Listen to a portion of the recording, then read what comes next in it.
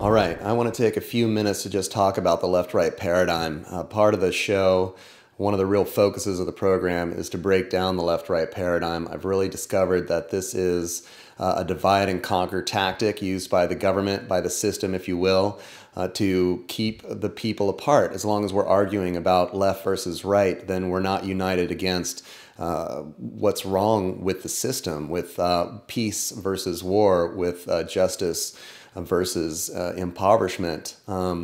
So the left-right paradigm for me is just a way to keep the people not really looking in the right directions. One of the things I like to say is it's the people who frame the debate that have the power, not the person who wins the argument. And the left-right paradigm is the way that they frame the debate. We need to get away from this picture frame, if you will, and create a new frame to think about politics and political discussions inside of, because we're not going to discover solutions to the problems that we face as long as we continue squabbling with each other. We need to create a unified front, a front that works for the 99%. I mean, we've seen a lot of this Occupy Wall Street going on, a lot of people really unhappy with the way the system is working, and it really is not a left-right issue. It's the issue of the 99%. I even think the 99.9% versus the 0.1% that have gained so much control over the system over the last 30, 40, 50 years.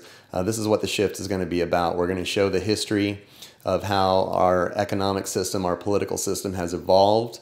It's evolved to support a very few people, an elite group that control so much of the resources, and I believe use the left-right paradigm to keep the people fighting amongst themselves, and it prevents us from having this focus, from creating the unified front that it takes to really provide a system of life where we can thrive, where we can have peace and prosperity, and this is what we all deserve. So I hope you'll watch the shift and pay attention to the breakdown of the left-right paradigm and help me try to create a new paradigm, something that we need to go to.